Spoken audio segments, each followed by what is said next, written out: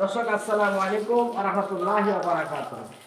আজকে সারা বাংলাদেশ ঈদের নামাজ। তো আপনারা জানেন আমি কিছু পশু লালন পালন করি, হাঁস মুরগি গরু ছাগল। তো আমার এই ঘরে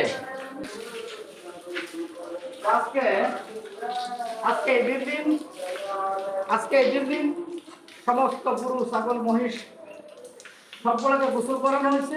আমার দর্শকদেরকে ভিডিওটা দেখান। দুইটা গরু এবং একটা মহিষ আজকে আল্লাহ পাক রব্বুল আলামিনের অশেষ মেহেরবানিতে কুরবানিতে যাবে ইনশাআল্লাহ। আর আমার এখানে যে গরু ছাগল ছিল, অর্থাৎ গরু ছিল, সবগুলো বিক্রি হয়ে গেছে, ঘর এখন খালি। আর এই তিনটা পশু হচ্ছে কুরবানির জন্য। তো দর্শক যেখান থেকে ভিডিওটা দেখতেছেন ভিডিও শেয়ার করে দিন। তো দর্শক সবাইকে দেখানো উদ্দেশ্য না,